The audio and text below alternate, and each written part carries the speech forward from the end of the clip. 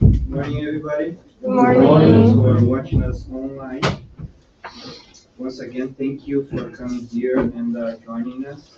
I was just talking with Paul that I was driving here. There's something, I always feel that there's something missing in my life, and then when I come here, I see that that feeling goes away. So it's kind of, I feel that that's where I was supposed to be. Even though sometimes I come from Oshawa and I think, should I go? Should I stay home on my couch? But then I make the effort and I come and I see that it's worthwhile. So thank you all for making this happen. This is just our combined energy. So today we're going to have a very important lecture. Why do we suffer? So we talk about this all year long in different lectures, and there's always something new to talk about. And even if it's the same thing that we hear every Sunday, it's still important for you to get this meeting to be remembered. Thank you very much. Joyce is going to do the reading and the initial prayer. Good morning, everybody. Good morning. I'm going to read a passage from the book Happy Life, from Divaldo Franco by Joana de Angelis. Irritability is a thorn stuck in the flesh of emotions, which should be rooted out. The longer it stays there, the worse the state of the one who has it.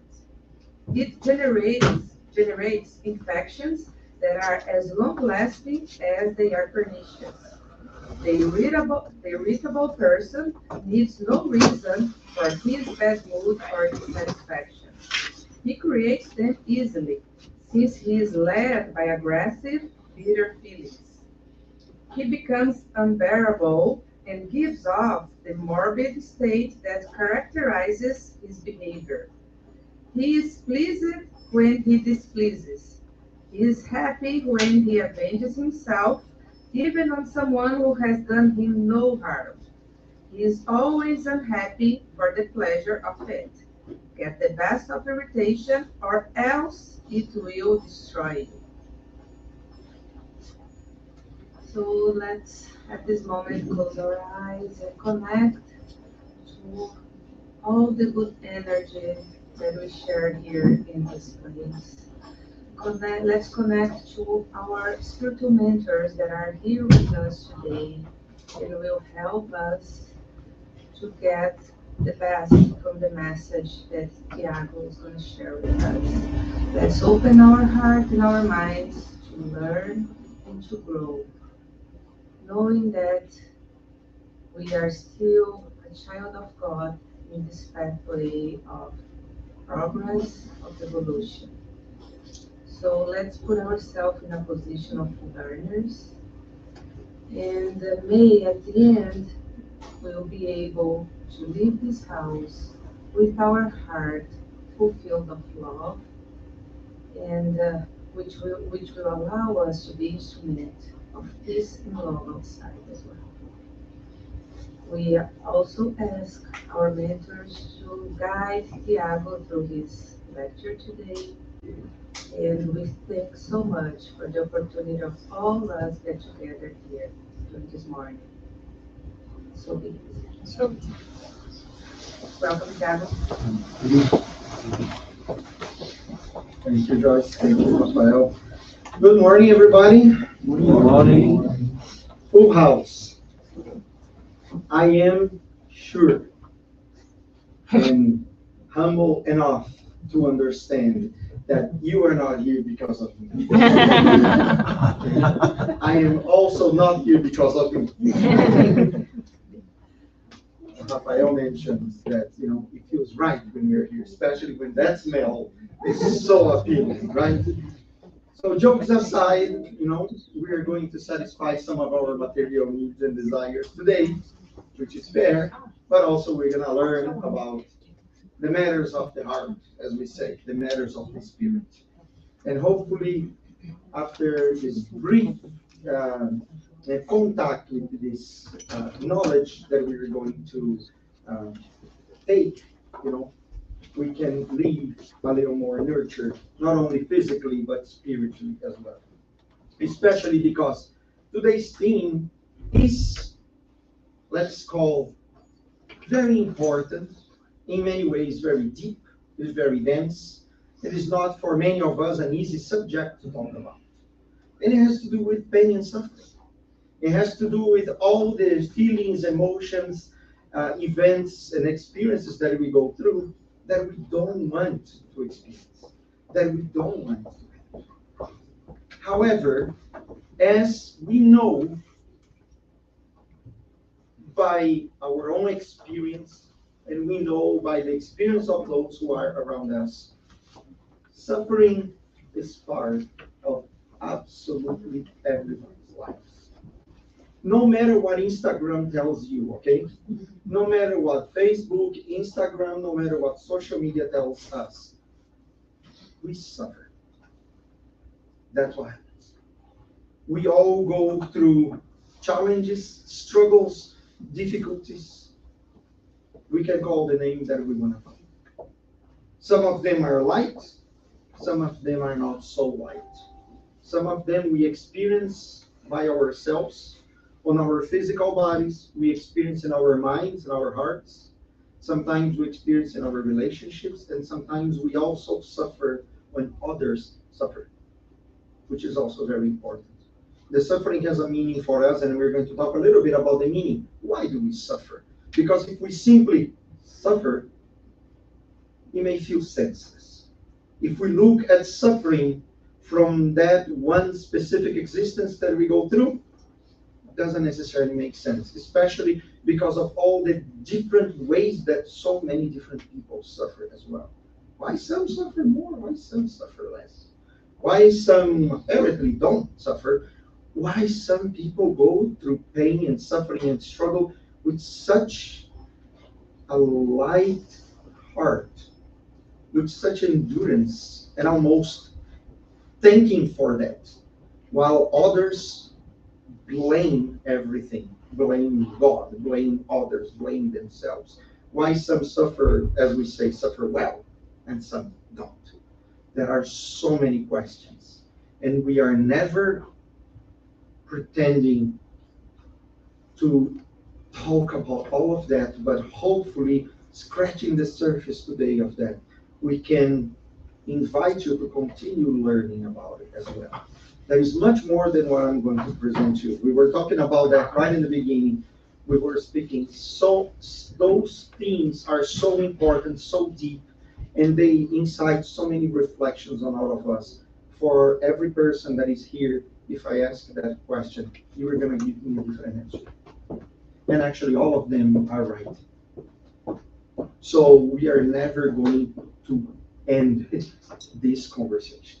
But hopefully, we can reflect together and leave knowing a little bit more of the meaning of those experiences that we all go through.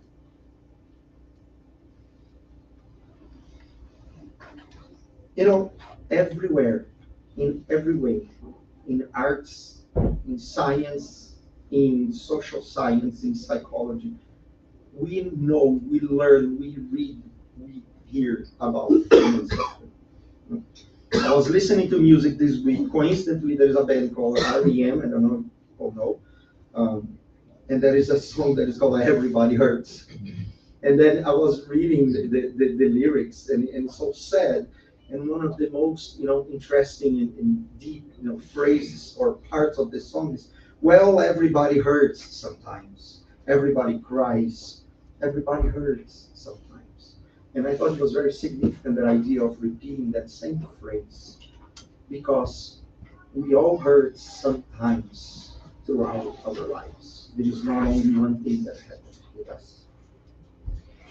And then I was also researching a little bit, where does that idea of suffering come from? In Spiritism, you all talk about how can we learn through Spiritism about the essence of the meaning of some teachings that we receive in our lives.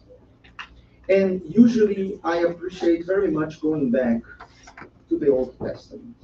because it gives us so many important lessons about some of the existential aspects of our lives that are written there in such a beautiful, symbolic way that we, through Spiritism, have the key to try to extract that meaning and understand.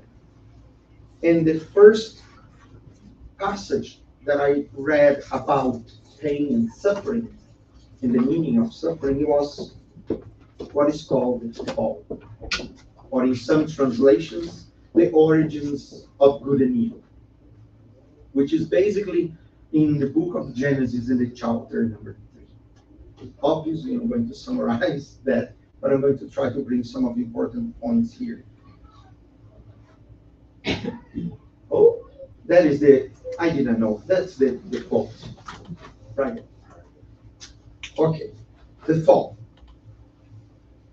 The characters in this specific chapter are Adam, Eve, there is the tree, and there is also the serpent. We're going to talk about the serpent in a minute. But we are talking here about characters, humans. They were called, in the old tradition, the primordial humans. They were not, by any means, the first humans created. But they are very important representatives. They are very important symbols of our own human existence. Adam, in the original translations, means son of the red earth, like the son of the earth. We are sons and daughters of the earth. We are humans incarnated, coming from this earth. Eve means living, or in other translations, the mother of all living, which then in this case represents the life as well in this planet. The tree, in this case, which is the tree of, the tree of life that is called. It is the idea of the knowledge of the spiritual life. Adam and Eve represent many aspects of us. This is the humanity. It is not about gender. It is not about men and women as we know here. It is about aspects that we all have within ourselves. Even the serpent. We're coming to the serpent in a minute. So God gives important instructions to Adam and Eve. You have that garden for you. But please, God comes with specific rules. Let's remember that. There are rules. Like everywhere, there are rules for our lives. When you go to somebody's house, there are some rules, right? Here in Canada especially, the first thing that you do when you get into the house, Take your shoes off. the shoes off. There are rules in the house. Everybody knows that. It's great. So it means that we are all in sync. That's great. Good to know. And in the house of God, in the Garden of Eden that is called there are rules. God gives humans all what was necessary for them to be happy. In that moment, in that garden, they had enough. But they received guidelines. You want to live well? Follow the rules. And there was that specific rule. You're going to have so many other things to eat, but don't eat that one. Probably today we could even say, not now. There is not time yet to know about that tree, which again, there is something about that fruit.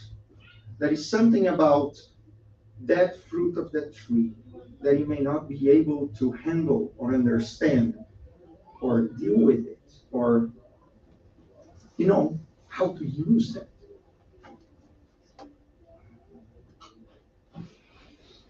And according to the book Genesis from Allan Kardec, there is an understanding of that fruit. That fruit, especially for those back in that time that were reading that book, that was written or dictated by Moses, hundreds and hundreds and hundreds of years before Jesus.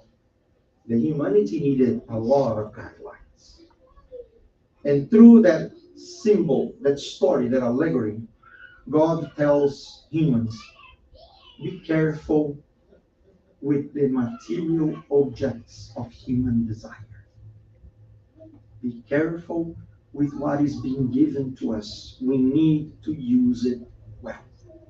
There are some things that we are given today that we need to learn how to use well, how to use in moderation, and some of them we need to learn how not to use. Some things are good, some things are not. God, through those rules, are giving us the ability to discern between what is good and what is not. What is going to make us happy and what is not going to make us happy. And then comes the serpent. Poor serpent, right? We see snakes today, we despise them. And that is reasons. From long, long, long time ago, we are taught how to despise this little creature. The serpent is also a representative of attitudes and aspects of our own selves. That we say usually the serpent is what? The serpent comes, sneaky. Serpent can come behind us and bite our heel, right? It's very astute. It's very smart, but also can hurt. Let's think about that. When we are smart and we can hurt, who is that? It's me many times. When I'm smart, but I can hurt. When we look at what happens in humanity, one of the lectures that I was watching reminded me of one very, very critical aspect of, the evolution of our planet, which was nuclear energy. By the moment that nuclear fission happened, immediately the intelligence said, can we blow it up? Can we use that to control others, to dominate others, to manipulate others?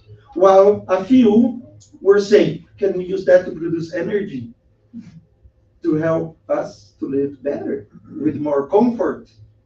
Can we use that to create, tools in our lives to improve our existence? But again, there are many of us who are astute. And then many of us, in many circumstances, may become that as well. So here we have a rule that is given to us.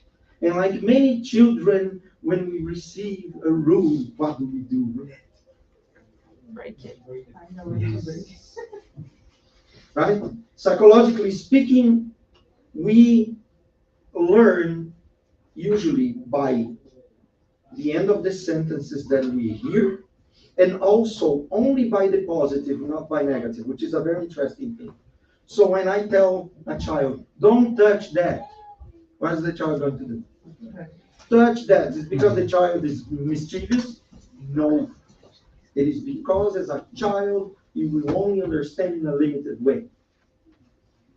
What are we learning from this very symbolic message? God created us, gave us many qualities, but also gave us the ability and the lesson to learn how to discern between what is good and what is not.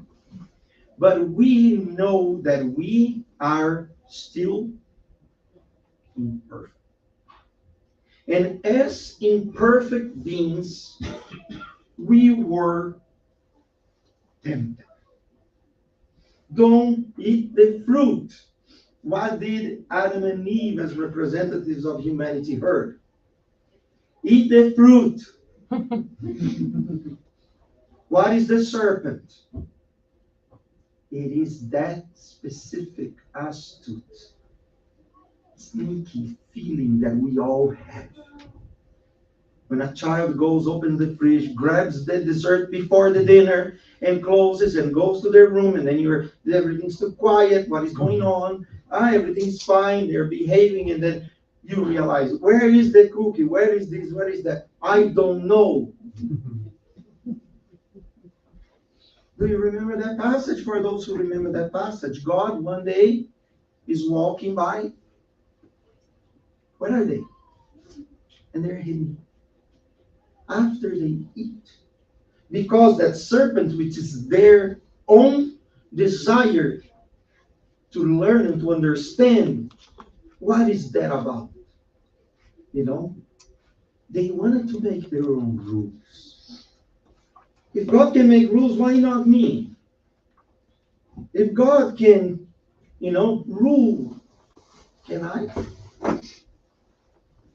Am I not in the image of God? Aren't we? Weren't we created in the image of God? So then isn't it logical for us as imperfect beings to say, oh, so then it means that I'm going to be like God? And probably back in the time, that's what they thought. Imperfect humanity that we are, we thought, can we then learn about that? That is being given as a rule not to, because we may not be able to. And can we then become as intelligent and know about good and evil? See how interesting. It is not about learning about good. It is learning about good and evil. Very human. And also, it represents our human pride. I want to be better. I want to be superior. I want to grow. So, we have then God walking in the garden where there are people. And there they were. According to the scriptures, of course, they ate the fruit and they became, what they say, wise. Wise in that sense. They started understanding certain things.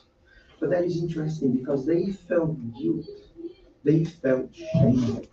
They started understanding things that they didn't know about. And they started becoming afraid of God. Because they started understanding what really happened here. I broke a rule. I'm wrong. So I'm going to hide to see if God forgets about it. And then let me go. But God goes, what did you do? God knew. You ate the fruit. You ate the fruit. I told you. You try to play by your own rules. Why am I saying that a lot about the rules? We're going to talk about that. We're going to make the connection with what Spiritism tells us today. So here we have the pride, we have guilt, we have shame, and we have the consequence of what God gave them, which is called free will. We have the free will to learn what decision we make, what path we take, but God also gives us the natural consequence of every step that we take. And because of that, we, not God, gave us something, which is the tribulations when we take a path that is contrary to the rules that God created. What are the rules that God created? For those who are here for a little while, you hear a lot about the divine or natural laws. The law of progress, the law of love, the law of charity, the law of society, the law of justice. The spirits already told us where are those rules? In our conscience. That is the spirits. So here we have God's project to create us as divine beings. But divine beings meaning humans who follow the divine laws. Divine. Humans, on their turn, said, if I am divine, I can create my own rules. And here we have the origin of suffering, the allegory or the symbol of the origin of our suffering.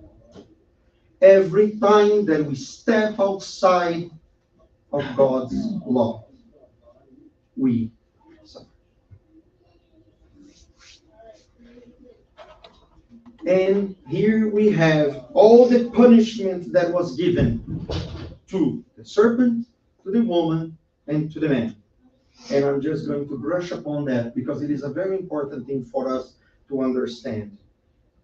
Also, the origins of our own imperfections and our sufferings here. In this case, the serpent is a certain attitude towards life that we all have, which is a confrontational attitude. I don't accept that in front of me. I challenge that in front of me.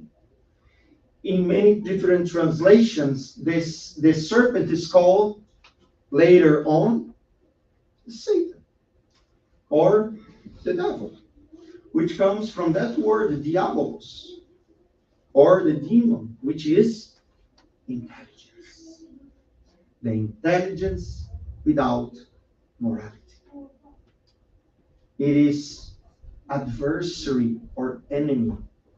That's what the serpent is. When we treat God as our enemy, because God doesn't let us live by our own rules. It is the project, as some scholars of Spiritism would say, it is the human project to consider ourselves humans as gods. And I think this day and age, when we go through what we call the planetary transition, when we are in frank transition in the world, where we are faced with several crises, internal and external, we see that. When we look at governance, leaders who consider themselves the owner of the rules, or those who think that the rules don't apply to them. And also we have the followers that are followers because envy that place. And one day, if you go to that same position, we'll probably do the same. Now I am the ruler, therefore all the rules that I follow don't matter anymore, and now I'm going to create my own. And we are faced with that. And we experience that and we witness that. There are also reasons for that. Number one, we suffer with that as well because those kinds of attitude, they affect us. At the same time, they are a very good example for us. Of what? Of what not to do. The best teachers that we have in our lives, remember, are the ones that teach us still what not to do. That's the narrow door that Jesus told us. One day that door is going to be wide. And it's going to be wide when the greatest number of teachers are going to be the ones that teach us a good example of how to be, what to do. But right now, we are in that process of turning the scale. The woman, not a woman, female, human. No. Woman as another kind of attitude towards life that belongs to all of us, which is that kind of a risk-taking, active, inconsequent. I will do it because that's going to give me satisfaction.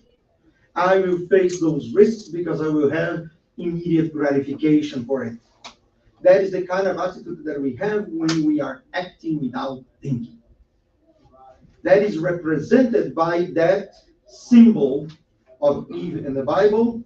When receives the temptation from the serpent, goes.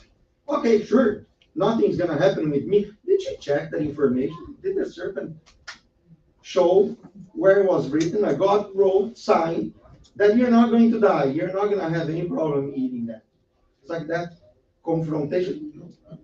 Didn't check. It was inconsequent, imprudent. irresponsible, and then there are the consequences. That is it. When we are inconsequent. When we fall into temptation. This is incredibly important. What is one of the best examples to show that this is very important? Jesus taught us how to talk to God, didn't he? When he told us, let us not into temptation. It is that important that Jesus, in the Lord's Prayer, has one specific sentence dedicated to that. Lead us not into temptation. Help us not to be inconsequently responsible. Help us to think before we act. Help us to measure our risks in order not to suffer the consequences.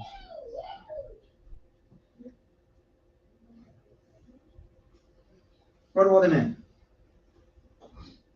It's another attitude that we have towards life. And that is also a very subtle attitude that we have. And in Spiritism, we talk a lot about it as well. There are those who are the risk takers. There are those who take the blame for everything. There are the mischievous ones. There are the sneaky ones. That are just like listening to that attitude of the serpent constantly. But there are also those who hide behind those who take the blame. Those who say, I didn't do anything. Right? No, I was just in the car, but I was not speeding. It's not my fault. You know? No, I was just holding all of that, but I didn't steal it. I was just hiding for them. They just asked me. I don't know where this came from. There are those who deny to others what they do because they are trying to hide from themselves, which is a kind of omission, the attitude of omission. The passive attitude that is not my fault. That is complicated because remember, in Spiritism we learn the good that we haven't done also accounts for the wrong that we did. That's that attitude. You know, it is that attitude of like, I'm not doing anything good, but I'm also not doing anything bad. So I'm here. Lukewarm. That is another attitude which is very important. That we need to look for ourselves, to learn about that kind of attitude that we experience sometimes. And we tempt ourselves to act like that. And then we need to address. Good. Thank you. So just summarizing, the origins of our suffering are directly related to our level of evolution or our imperfections. When we act with pride, when we act with selfishness, when we confront that disobedience to God, when we say that, it is what? When we have those guidelines, those rules for life, the code of conduct for good living for ourselves and for others, and we revolt against it. The denial of the divine laws. Hopefully that is not us, but we are witnessing that very, very often. Very, very often all over the world. And it is very important. It doesn't need to be us, but the witnessing is also supposed to be a lesson. It means that we are one step ahead. It means that we are already looking around and seeing the consequences of those acts, which probably one day we committed. But today we have the opportunity, very light, to witness and say, oh, that's wrong. So we're going to take opportunity and continue reflecting and learning from that. That is the lack of morality. Morality is the act or the conduct that reflects something positive to yourself or to others. And the illusion of the lack of consequences. And here we're going to somehow have, a bridge between the old style of learning that we had because probably we were there learning all of that in some point, but we didn't take the lesson very well. So here we are with a new, with the New Testament, with a new version of those teachings to learn. Yeah. Because the illusion of lack of consequence is going to catch up with us in a very specific way. If we are not going to experience the natural consequences of our actions today, necessarily we will experience the results of our actions in a future existence. After all, we are all spirits, and we are here incarnated, having lived many different existences and going to live many others. Therefore, we can only make sense of some of the pain and suffering that we or others go through if we put in perspective and context through the lens of reincarnation. And for those who, now that I said that, I could see some frown. We all know in Spiritism, we are spirits. Our origin is spiritual. We are incarnated on this earth because here it is the field of practice of our lessons that we receive in order to grow, to evolve, and to spiritualize ourselves. It is practically impossible for us to achieve everything that we are supposed to achieve, to evolve and to become divine, as the scriptures would say, to become pure in one only existence. And God gives us one of the greatest gifts or concessions that God could have given to us, part of his own divine laws, which is that law of progress that is infinite. Through different existences, through different journeys on our bodies, different experiences, different relationships, different times on our existence, we are going to achieve that level of knowledge and wisdom and goodness and sentiment that is needed for us to finally fulfill the purpose that God has for us. Oh, and here we have that bridge to Spiritism. In Spiritism, we talk about the past and the present causes of our sufferings. The Spiritism dedicated one entire chapter of the Gospel according to Spiritism to that. And it starts trying to interpret and to unpack that passage from the Gospel. When Jesus, in the book of Matthew, chapter 5, tells us, "Blessed are those who weep, for they shall be comforted. Blessed are those who hunger and thirst for righteousness, for they shall be filled.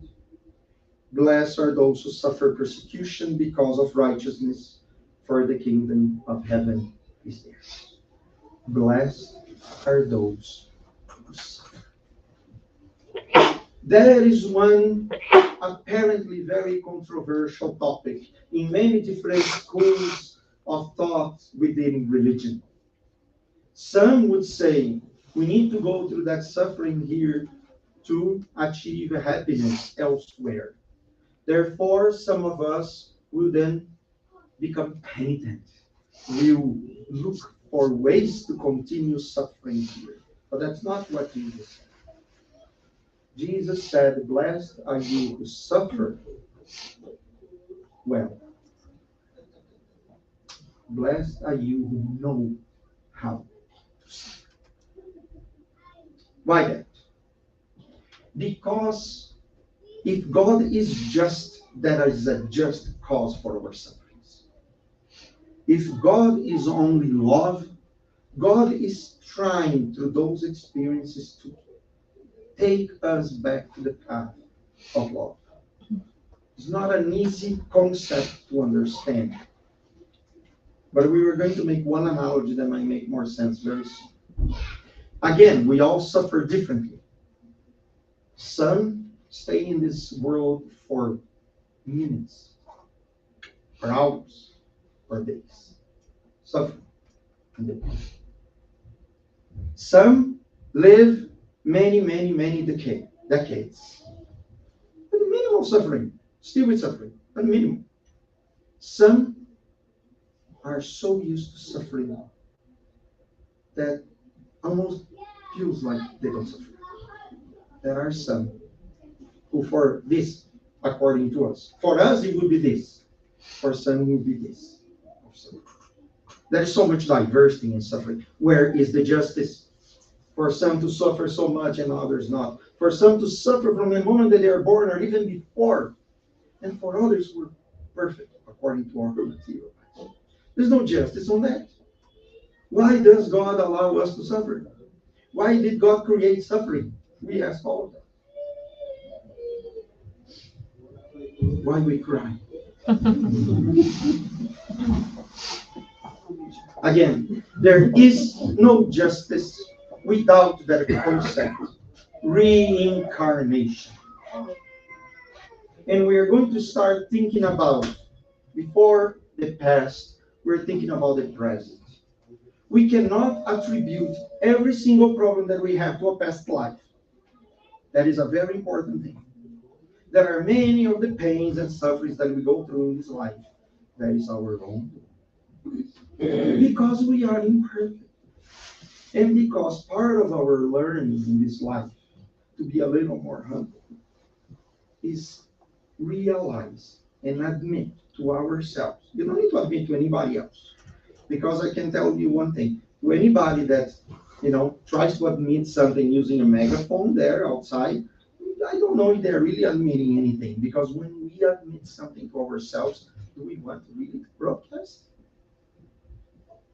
Right? We keep it here. The real teachings that we have are not easy. Because usually they have to do with those lessons that we learn in the hard way.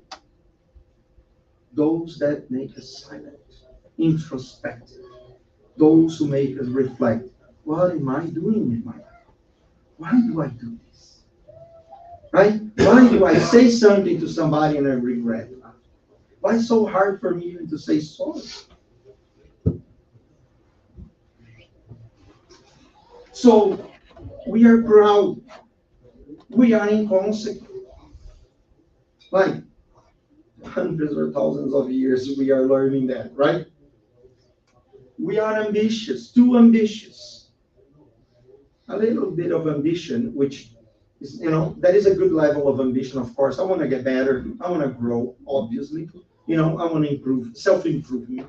But ambition here, the way that the spirits were talking about that ambition, no matter how, I'm going to step above where I am right now, even if I need to step on top of others in order to grow. Lack of discipline, vanity, selfishness, excesses of all kinds. Go to the all-you-can-eat buffet. You're going to understand in your flesh what I'm talking about. And the allegory that I was going to make, the comparison that I was going to make, to try to make sense of why pain is important for us. If we put our hands on the hot stove, even though there is a light saying hot, right? Like there's a, in our electrical stoves here, for those who have the electrical stove, there is a button after we use it. We turn it off, there is no light, and then we put our hands and that is hot. What we do? What we do? We take it out. Why? Thank you. Here is, you're just basically speaking, resonating what everybody's thinking, a little shy. Because it hurts. What is pain? What is physical pain? Why do we feel pain? For every doctor here that we ask, they say, because pain is an alert. Pain is a message. What is the message? Something is wrong. You gotta change the hand from one place to another. Change. If it is hurting, it's because something needs to change. Something needs to heal. Something is broken. Something is cut. Something is bruised. Something is it's damaged, and needs to be fixed. Now, material life is a pale, very pale mirror of the spiritual life. Let's try to take that pain that even though material and imperfect is so, so vital. For those who ever learn about a condition of people, and I have absolutely no idea about the name because it is very difficult to say, but it is a condition when people don't have pain. Many of them don't survive actually until adulthood. They bruise, cut, break, bite themselves, and they don't feel it. By the time that they are, 10, 11 years old, they don't have their tongues anymore. Many of them don't have the tips of their fingers. They have so many broken bones because they don't feel anything. They don't feel the pain. And if they feel, if something very important, vital, threatening happens with them, they don't know, they don't have that alert. It's vital. Let's transport that for our lives as a spirit, for our emotional world, for our inner. When we suffer, suffering is also an important message for us. When we commit excesses on our relationships, when we become dependent on material aspects of life, this will lead to suffering. For instance, for those who are overly attached to material possessions, they are in constant anxiety and fear. Fear of what? Of losing it.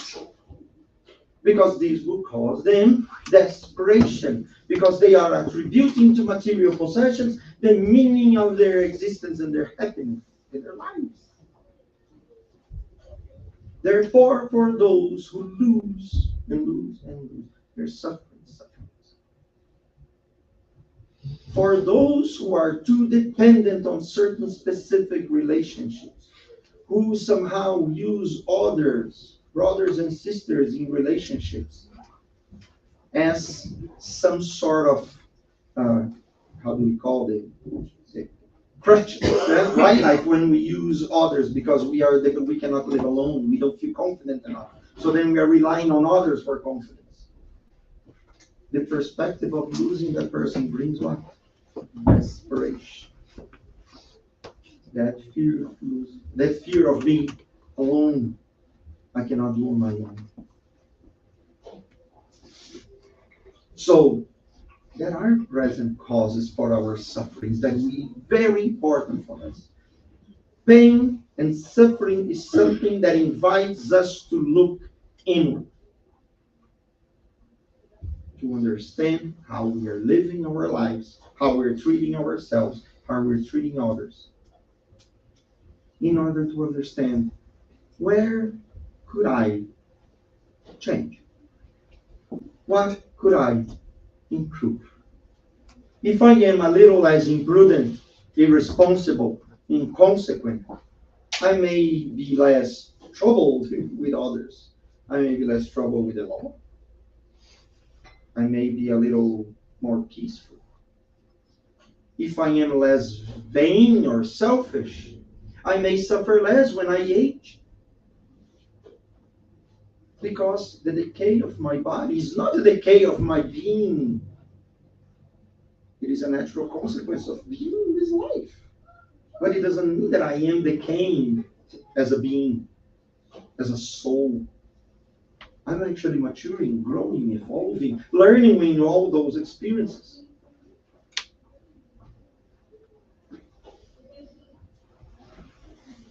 The consequences of our present afflictions and present inconsequences means regrets, also disappointments, right? Broken relationships, loneliness. All of them are important experiences they go through. Because when we regret, we are learning something. I'm regretting because I did something that probably I can do different next time. When I'm disappointed, it means that I'm putting too much expectation on something or somebody. That I may remove a little bit so then I suffer less. Let people be who they are. And broken relationships. Do not be alone. We need each other. If I continue being the way that I am and I'm never staying with anybody, I don't want to have, and I don't have friends anymore, and the people who are around me don't want to be together with me, it's because I'm doing something that is pushing them away. So what about me that is contributing for where I am today?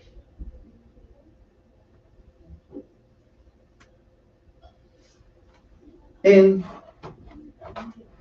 if the pain doesn't have a present cause, that's when we have the great lesson.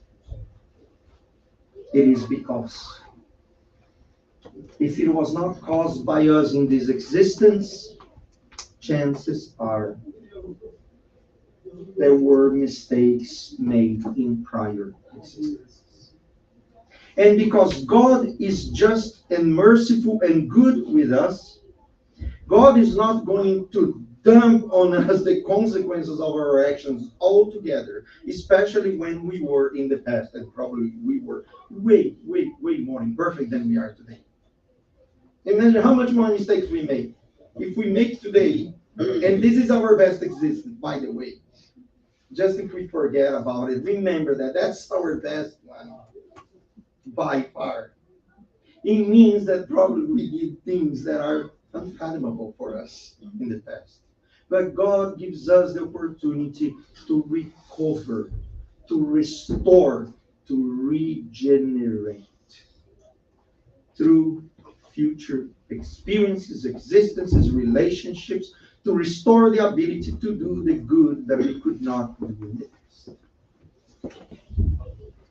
Because they were still caused by us. And one important detail that we can never forget, every time that we think about revolting against some experiences that we cannot run away from, some difficulties, struggles that we go through, some problems with people in our lives, some fears that we go through with others, some specific pains that we sometimes don't understand why we have them. We are part of the plan. One day, when we were not here and we were not limited by our material senses and our mentality that is limited by our material lives, we contributed actively for the plan of the experiences that we will go through in order for us to recover. And that is why Jesus, among his teachings, told us, blessed you who suffer, because you were there planning that.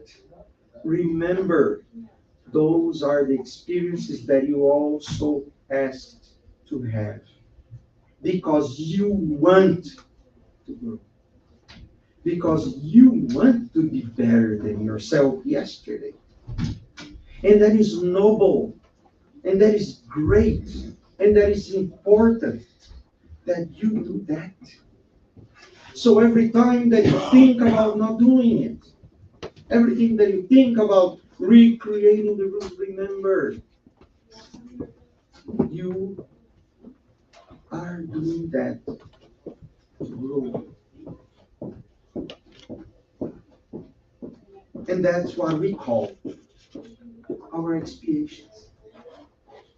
This is many of the sufferings and challenges and difficulties that we go through, many of them because we asked to go through somehow.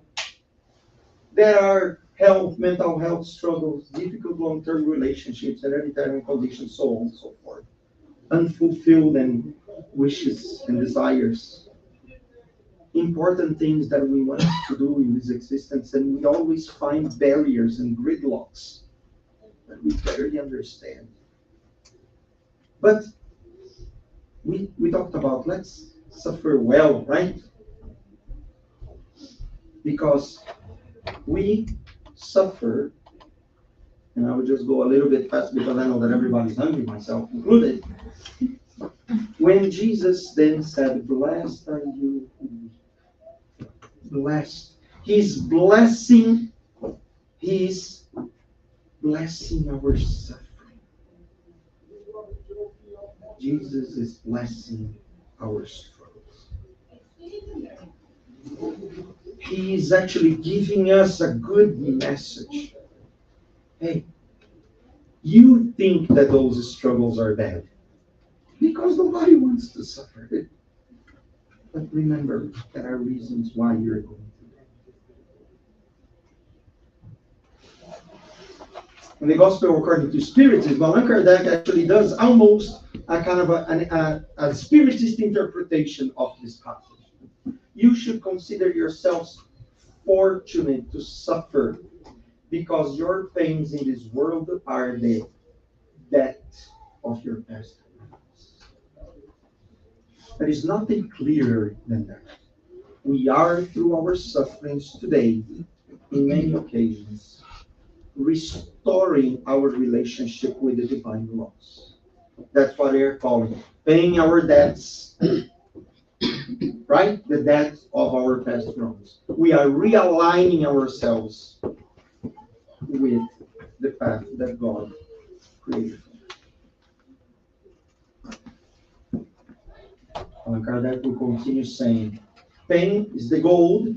Gold, it's like that kind of stick that will be hit. Some of us will be hit in the hand, in the feet. Let's forgive them. Okay? Pain is the gold that guides us forward on the path of progress. Here we have it. Symbolically, we are doing something wrong. We get a little bit of a stick in our hand and then we correct. Pain is a mechanism of correction of our conduct. Pain is a mechanism of correction of our conduct. We have our free will. We need to use it. And we learn how to use the free will when things go sideways. When our path leads us to some level of suffering, and then we restore our path. For the wrongs that we caused, for the wrongs we helped to cause, for the accessory to the fact, and for the good that we haven't done anything. That's what we call then expiation. We also suffer, but it's a different kind of suffering for the education of the Spirit.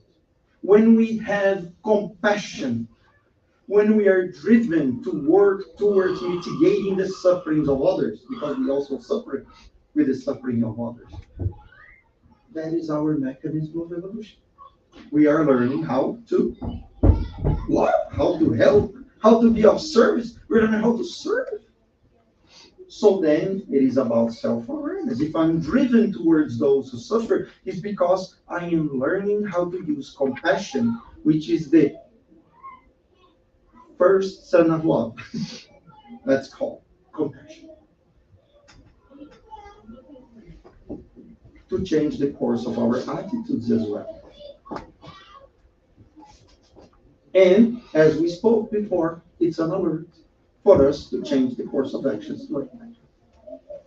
And then, finally, we suffer in order to realign ourselves with God's laws and to reconnect with the purpose that we have as beings of creation, to finally be in the image of God, not creating our own rules, but finally learning how to be divine, how to follow the divine laws. That is what is to be divine.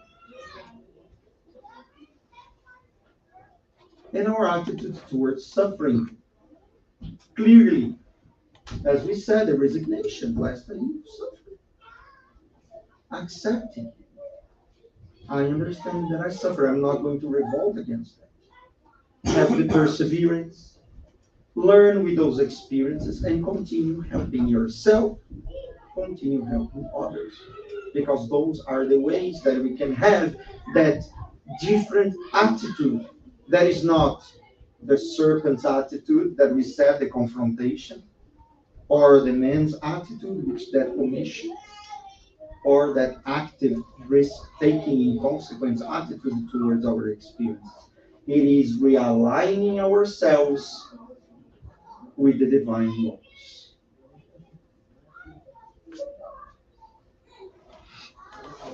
There are so many messages on those who came after Allan Kardec, who continue, bringing to us the message of the spirits.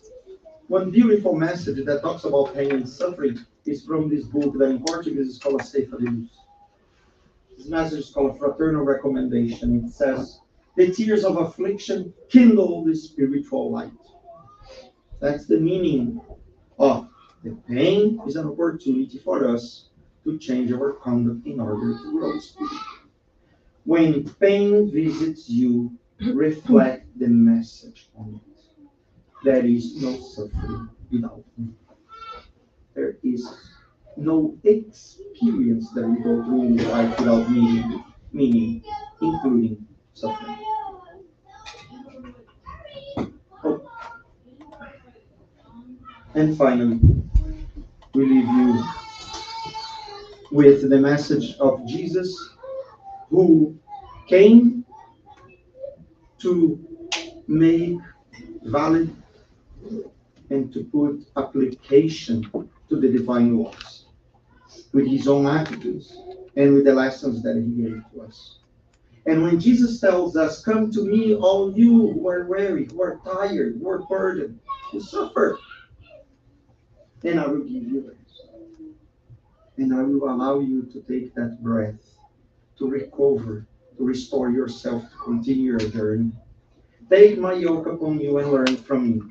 The yoke, for those who don't remember, it is when you have the cows that carry in the fields. The cows, they are joined by those, but it's beaten. They're here. That is the yoke. So what Jesus is saying is like, I'm going to carry that together with you. Like through my lessons, through my message, through my encouragement, through my explanation, telling you like the reasons, the meaning why you're going through that, I am sharing that. I'm gentle and humble in heart, which is the model. And I will find rest for your souls. So hopefully we can leave today understanding a little more and making sense of those experiences that we all go through. And maybe when we read something that is important, that probably resonates with us, there is also a message there. Many times when we go through pain, that is an alert for us, and hopefully we can be aware of those alerts and those messages that are being given to us, so then we can correct our conduct. Therefore, we're going to suffer less, and we're going to live better for ourselves and for others. Thank you.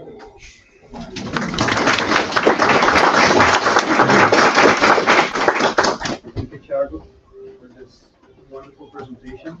As you said in the beginning, this makes us feel introspective, because there's a lot for us to sit down and think about. So thank you for bringing this presentation of how to suffer well, to take responsibility, accept, and understand that we are loved. We are here, that there's a meaning for us to be here suffering. And it's all because we are loved and we are given. So you said, blessed are those who suffer. We ask to be here, most of us. We ask to go through this because we want to improve, we want to stop suffering.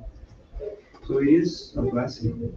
But anyway, I don't want to make a second presentation. Is there any comments, guys? Anybody wants to say something?